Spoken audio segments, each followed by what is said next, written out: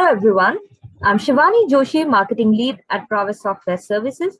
I welcome you all to this webinar on migration to Mule, where our experts and speakers for today, Hari Kassetti, Enterprise Architect, and Kirti Agrawal, Architect and Head of Pre-Sales at Prowess, would talk about how a migration strategy may be built and the considerations for successful migration from one integration platform to another.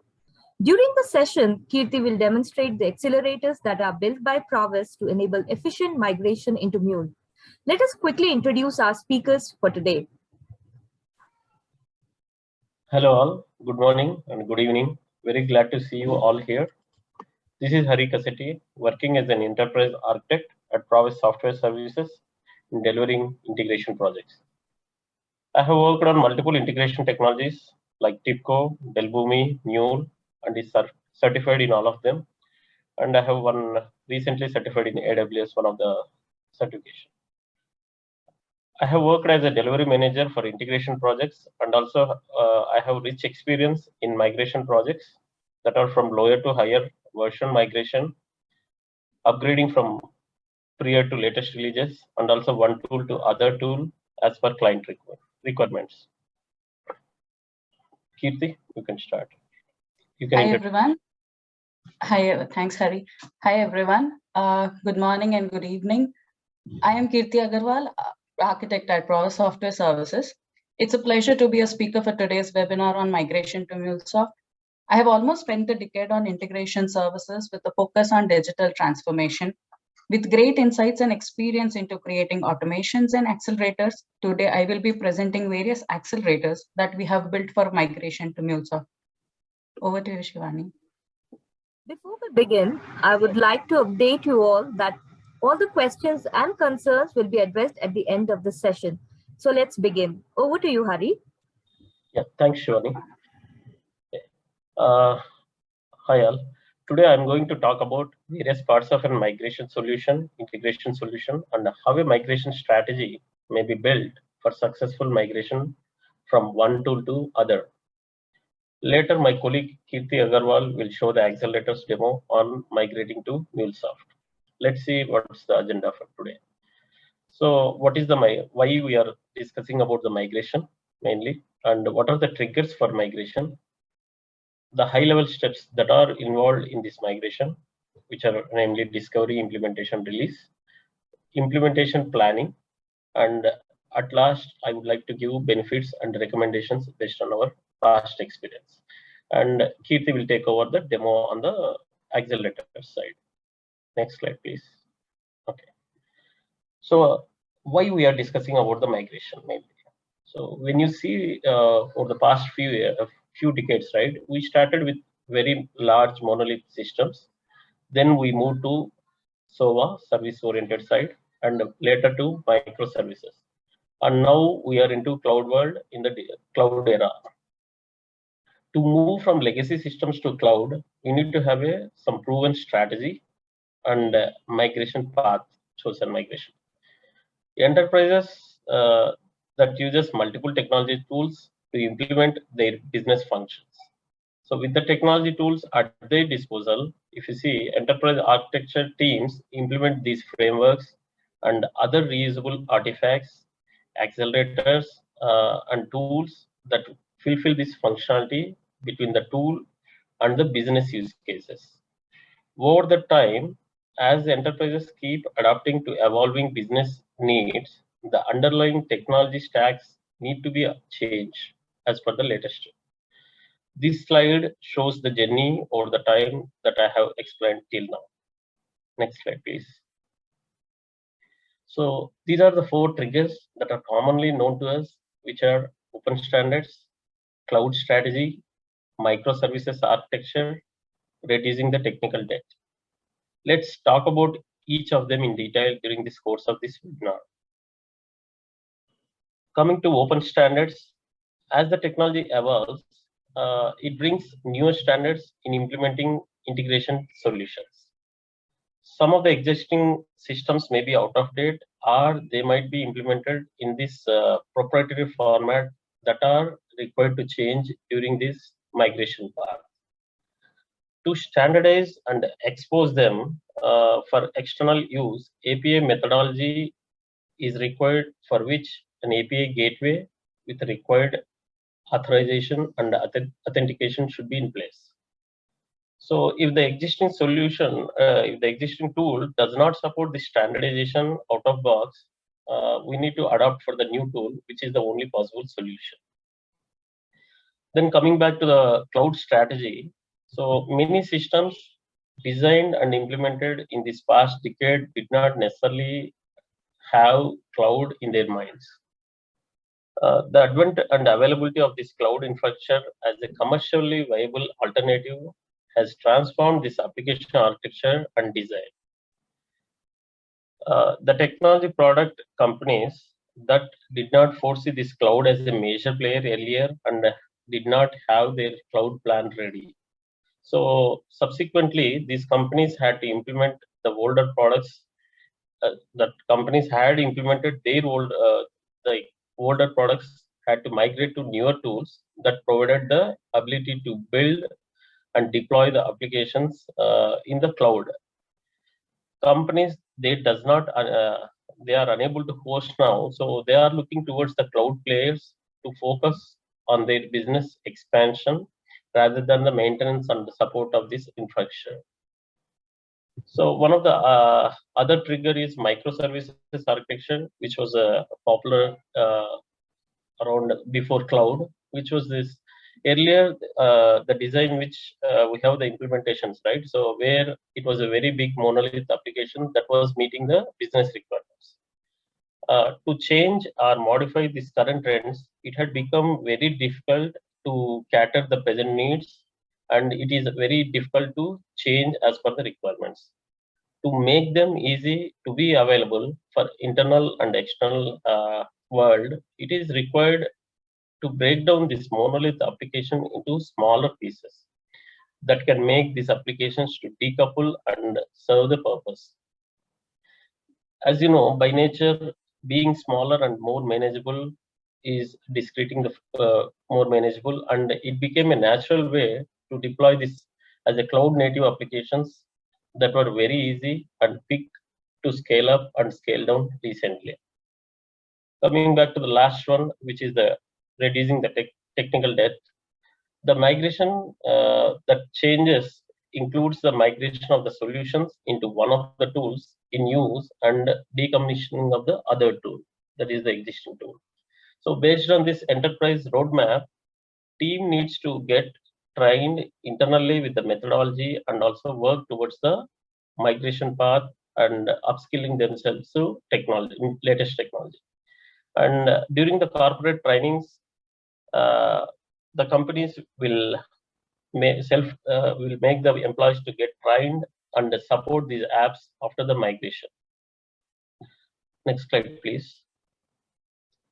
So if you see, these are the current, these are the high-level migration steps, wherein which, if you take migration as a major piece, so under which there are 3 sub-tasks, which will be discovery, implementation, and release. During the discovery phase, there will be mainly to assess the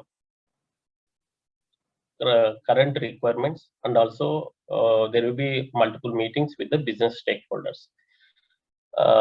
Basically, in this in the discovery phase, there will be more on the analysis of the current source code and also the migration path that is chosen, and there will be involving of the architecture team, which will go through some of the POCs towards the new tool, and the feasibility studies will be there, along with some of the frameworks they will be building for to take care of the next phase, which is the implementation phase.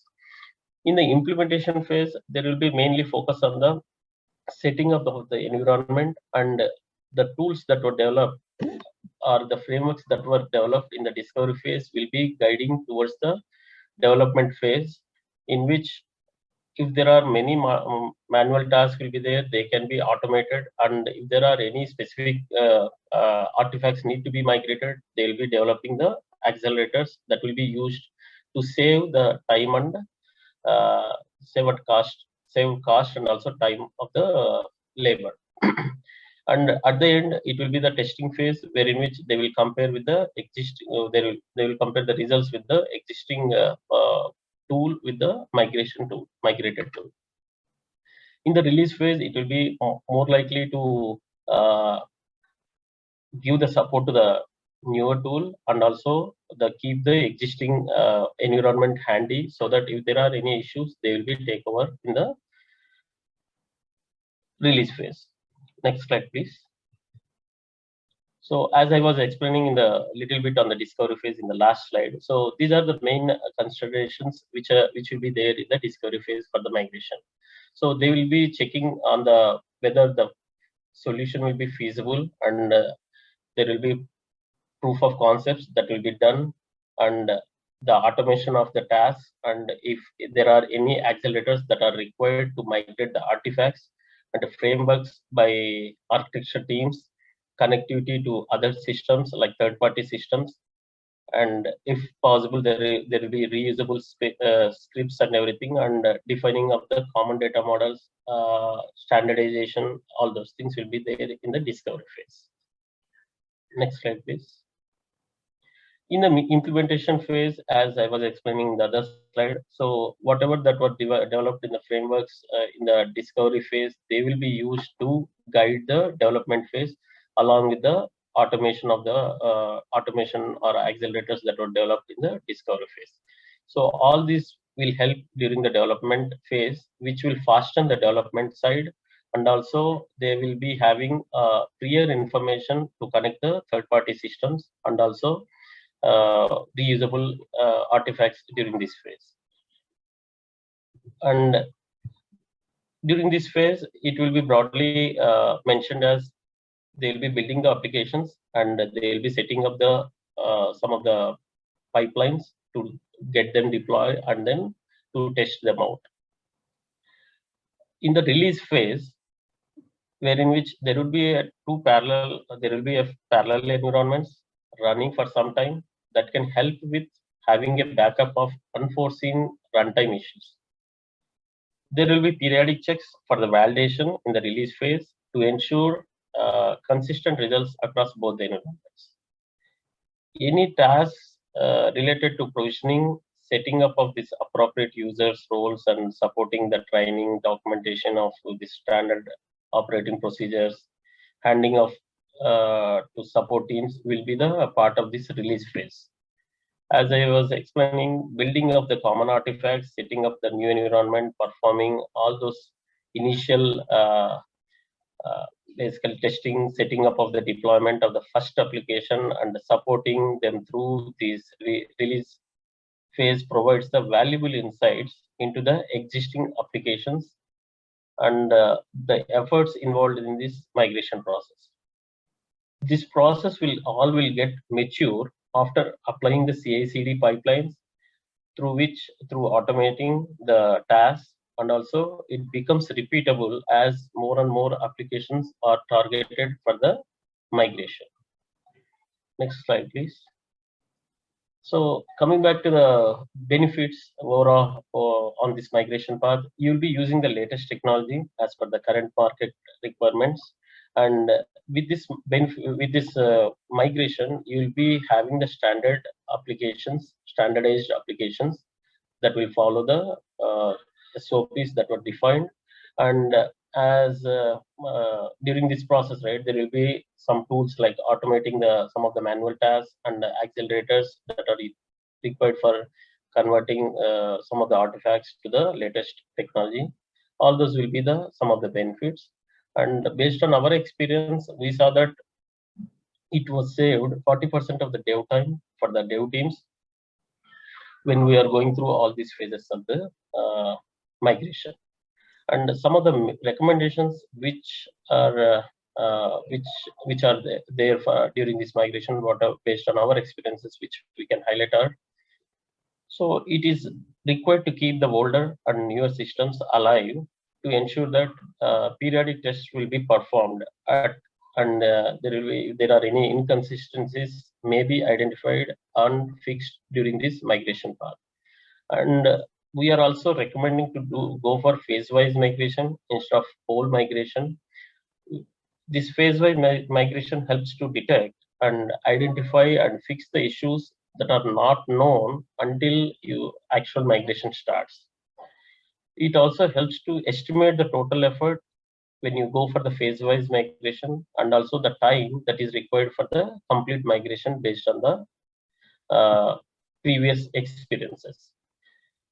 It is also advised to keep running the parallel environments, as I was explaining, so that if there is any stability issues in the new or migrated environment, so we can always have a luxury to go back and then complete the business transactions. At Prowess, we have rich experience in migrating these applications from one platform to other, and we have very good hands-on in implementing this migration projects. Okay. Now, my colleague Kirti Agarwal will take over and then talk about these accelerators that are developed. Thank you, Hari. Thank you for giving us insights on the different phases of migration and the recommendations that we should follow for migrating any integration projects from one tool to another. So I would be talking more about how these Prowess accelerators have helped us save a lot of time for migration to MuleSoft projects. But before that, I would like to explain why do we need accelerators, right? So in an integration platform, we know that there is a lot of business logic that is inherent or put into the integration platform, which is quite unknown to the others. So when we are migrating this integration platform from one specific tool to another, there are high chances of doing some manual errors. Like when someone is manually migrating mappings from one tool to another, there is a chance that they might miss on some mappings. The logics that are there in the source tool would get missed out or would get changed during your migration to the new tool. So to avoid all of these, we have built this accelerator so that it would eliminate all those manual errors. Also, at the same time, it would save you a lot of time during your dev phase. So with the current projects that we are already executing, we have seen that there is a reduction of almost 40 to 50% of your development time using these accelerators. Also, we know that the time that is required to migrate is a lot. So saving this time would help us and give us a lot of benefit for the clients that we would be working for. The errors that are made during this migration may not be realized until you have a thorough review of the migrated project, or until you go into the testing phases, or there would be minor issues that you may realize even until you go live.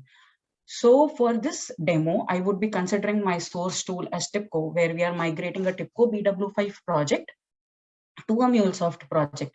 So the three accelerators that we have built are, first of them is a schema migration. As we all know that any integration project defines the message structure and it validates all the incoming messages that would be coming in from different channels. So now the first and the most important step when you are migrating a project to any other tool or to MuleSoft in this scenario is to transform this message structure. So we have XSD as the message structure that is used in TIBCO, and we would need to transform this XSD structure into a RAML data type. Now, in an average sized BW5 project, you may have like probably 15 to 20 schemas in a single project. And when you have a migration phase established for one system to be migrated, you may have probably 50 or hundreds of projects that you would need to migrate from TIBCO to MuleSoft, right? So to do this, obviously the time and effort required would be a lot.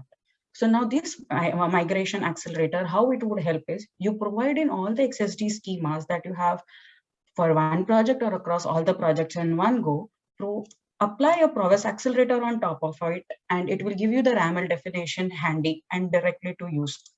Now, what you can expect from this converter is all the XSD files that are converted into a RAML data type, you would be able to import them into your API design center without any manual intervention. You would not need to change anything. You can directly just import it into your API design center, use it for your API specifications, for your input output message validations, or for your different message structures. Even if you have, like, for example, whenever you have an XSD file, you may have some simple data types, you will have some complex structures defined, you will have different XSD schemas referenced into the main schema, and you'll have some reference of elements. Every element would have some restrictions on top of it, like it could be like, a repeating element. You can have a choice of elements. You may have some enumeration applied on top of those fields. So all these conversions and all these would be taken care by the converter. Also, one of the most important thing while migrating this structure is data type of the fields that are there in your XSD schema must be converted into a RAML compatible data type.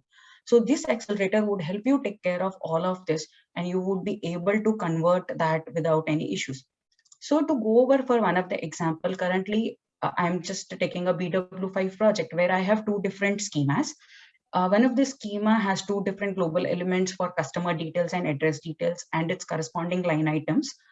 And you can see that there is another schema which has a canonical structure for a customer data, and it has all the fields for the customer.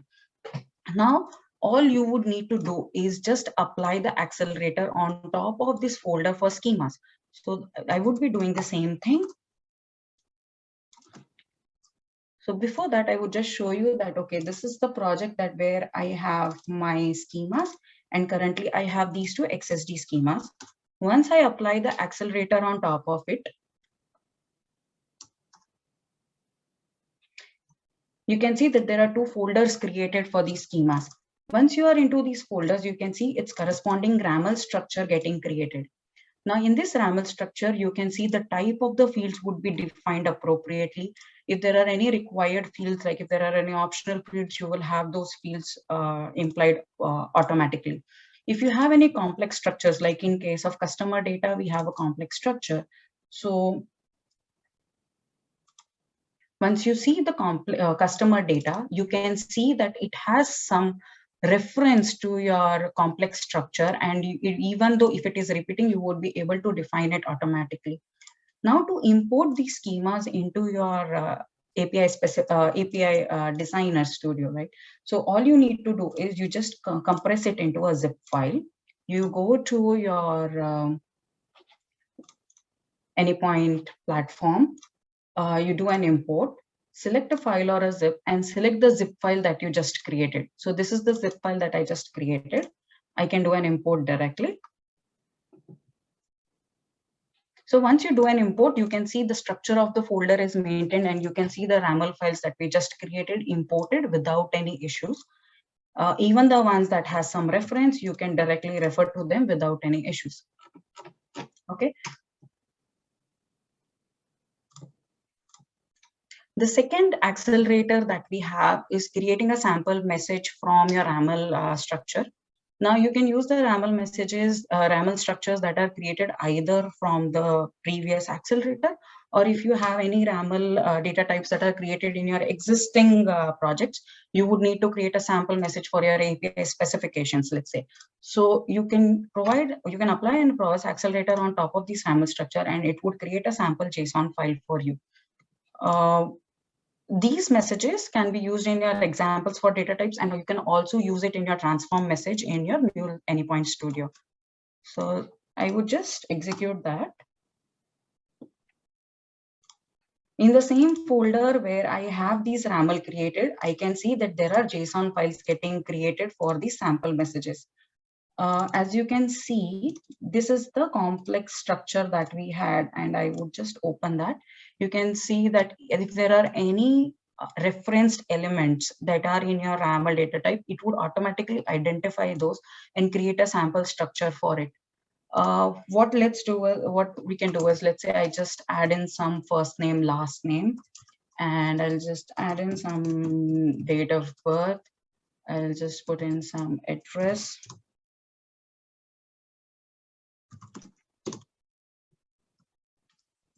Let's put some city, state, and some information in here. Okay, so once I have this information, even these JSON files, you would be able to import them in your design center without any issues. So I will just import the one that we just created. I'll just do a choose file, select the JSON file that I just edited. Let's do an import. You can see the JSON file is getting imported without any issues. Also, you can just add this as an example out here. So you can just do an example and add your include customer data.json.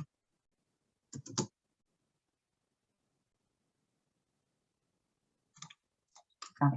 So you can see that there would be a example structure that would get created based on the data information that you have put in the JSON file.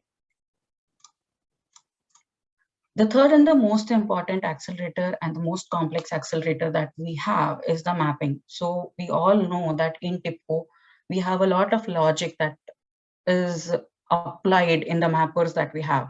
So these migration from mappers to your transform message could be a little complicated and difficult based on the number of fields that you have in a mapper, right? So this accelerator would help you transform these mappings from your mapper in TIPCO to a data weave language format. Now, I will just go over one of the example that we have. So this is one of the mapper that we have currently, where I have input from two different sources probably, and I want to merge them into a canonical structure.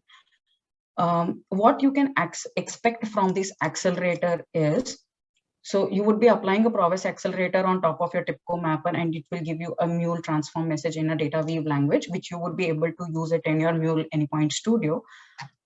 This accelerator would take care of all the direct mappings that you have in your mapper. If you have any if-else statements, whether it would be inline or it is blocked, whether you have any when otherwise statements, independent of how many number of whens that you have, any for loops that you have within the mapper, if you have any copy of elements, all these would be taken care by the tool itself, and it will generate a data weave language for you. So now, considering this mapper, what I would do is I would apply accelerator on top of it. I will give in the mapper name on which one I want to apply the translation and the output file that I want it to be created. So I would just go back to the service out here. I have a process. So this file just got created, which would be a translate.json, which would get created for you to have the data weave language. This is a JSON format. All you would need to do is take care of the double quotes, and then you would have it ready to use for your Anypoint Studio platform. As you can see, it takes care of all any for loops that you have, any if-else statements that you have. So all these would be taken care by the tool itself, and you would need to, you can use it directly in your Anypoint Studio, and it will obviously save you a lot of time.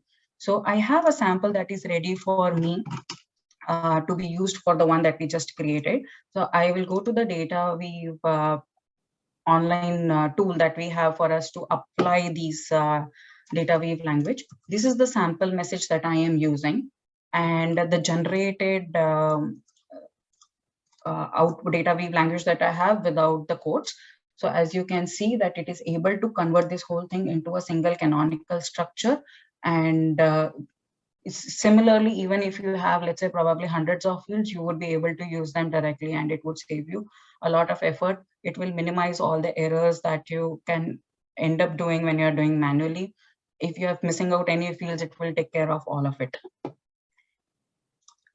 There's another example that I have. So this is one of a timer process that I have, and I have a map data out here where I'm getting information from multiple sources, and I would be converting this into a structure that is expected by one of the system. So to use this, I would simply apply the same accelerator on this map data out here in the project, and we can see that it would be able to generate the JSON in the same format. So if I go back to this process out here, this is the process that I have, Java process process. Once I apply the accelerator on top of it, I have a Java process.json getting created. Once I open that up, you can see all the fields are incorporated out here. It is able to map all the for loops, all the different fields it has. If there are any conditions that you have on top of specific fields, any hard-coded values, everything it would be able to take care. Similarly, I have a sample structure for this one, which is used as an input for us to test out. So just a moment. I will just take this off. So this is the sample structure for the second message that I have. And after removing the quotes, this is the final data weave condition that I have. And you can see that there is a new structure that gets created as per the data weave language. Over to you, Shivani. Thank you, Kirti. Thank you, Hari. Now you can have your questions, and our experts will be ready to answer that. Any questions from the attendees?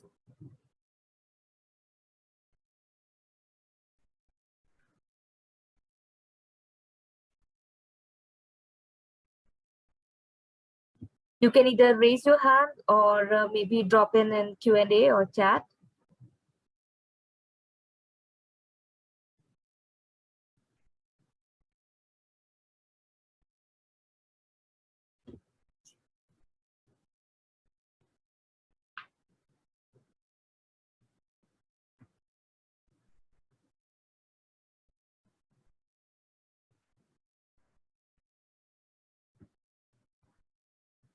Okay, Tanmay Bhattacharya, he says this session was very helpful. Thank you, Tanmay.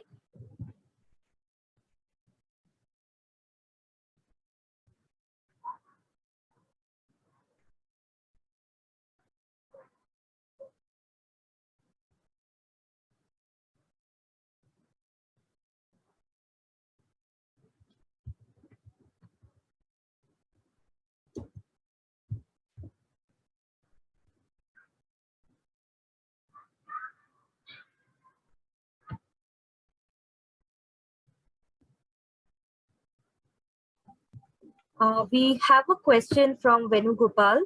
Will this accelerators work for all tools from which we migrate to Mule? Kirti, Hari, who would like to take this? Yeah, I will take this over, Shivani. Hi, Venugopal. It's a very nice question. So currently this accelerator that we have right now works for TIPCO, but we have a new version coming it. It would be working for multiple tools.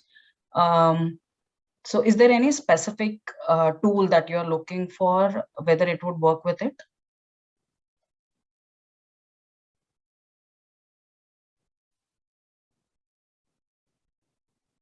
Just to add on to what Kirti has already said, this is Pradeep Talloju.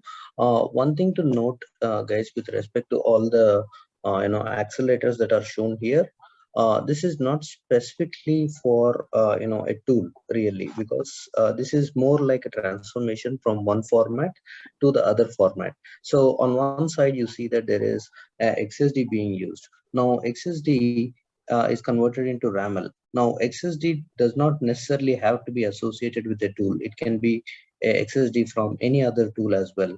It could be WSO2, it could be MuleSoft, it could be TIPCO, it could be just a basic Java, core Java project that you have in which you're using an XSD. So what these accelerators are really doing is changing the format from one side to the other side, one format to the other format, so that irrespective of which platforms you are actually using, it is still going to work with the standards of the data formats and change it to the appropriate destination format.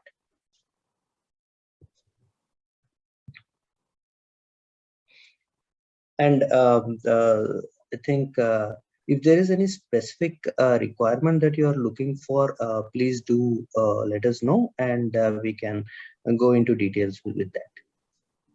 Okay, I guess Venugopal has mentioned that he's looking for web methods. Yes, Venu, if you are looking for web methods, right? Web methods also has a way of adding, schemas or data formats into it, right? So if these accelerators are used, then you could change it to appropriate data formats. But we need more info than just web methods. We have actually worked with one of the web methods tools as well. and we did a POC for one of those proposals, and we have a migration strategy specifically for web methods as well, if that's what you're looking for. But instead of looking at it as a platform migration, you can look at it as a data format migration that will be useful irrespective of which platform you're using. Thank you, Pradeep. We have another question from Anil Kumar. He asked, does this tool handle the complex transformations or only straight mappings? It does handle the complex transformations.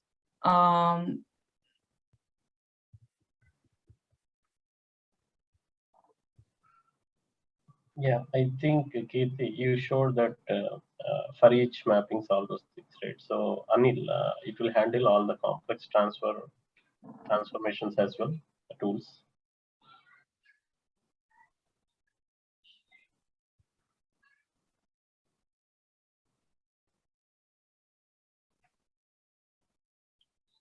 Shivani, does they have the speaking rights, like they can unmute or they can't? They can. Yes, they can. Okay, cool.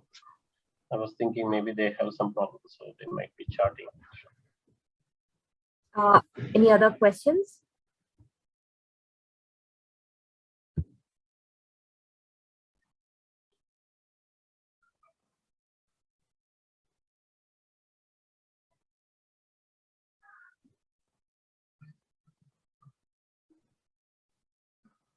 Okay, we have another question from Rajiv.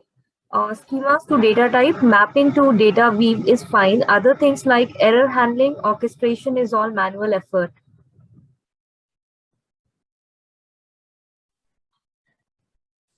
You want to take it out, Kirti, or do you want me to answer? I'll take it up. So Rajiv, like when we are talking about accelerators currently, we are doing all sorts of mapping that would need to get translated. So even if you have any different sorts of error mappings that you have in different processes or anything for any type of project, you would be able to migrate that as well into a database. Not specifically just a mapper, it would be any palette that you have.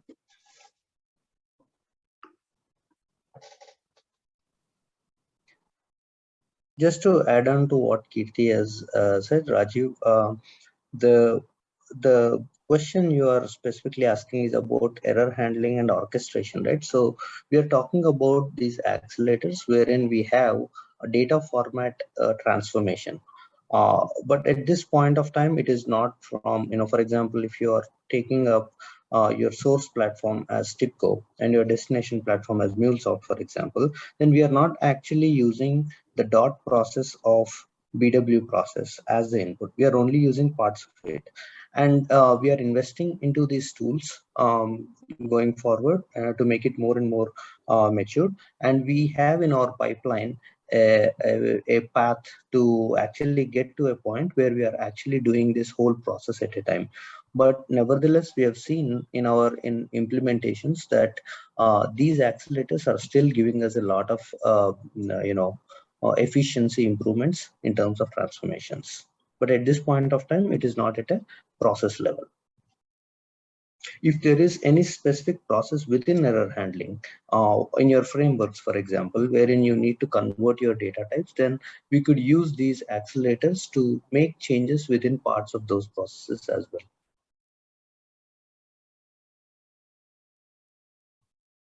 I hope that answers clears it out.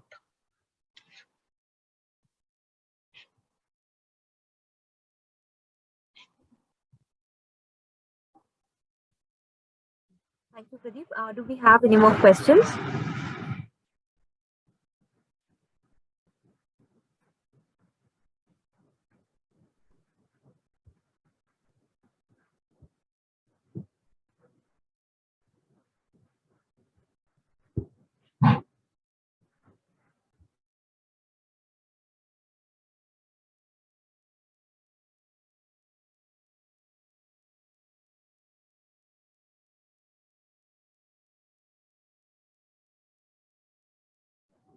Okay. Since we don't have any more questions, so thank you all for your time. Thank you to all the panelists, speakers, and our experts for their time today for this session. Thank you. Have a good night. Thank you, everyone. Thank you all. Have a good night. Bye. Thank you, everyone. Bye.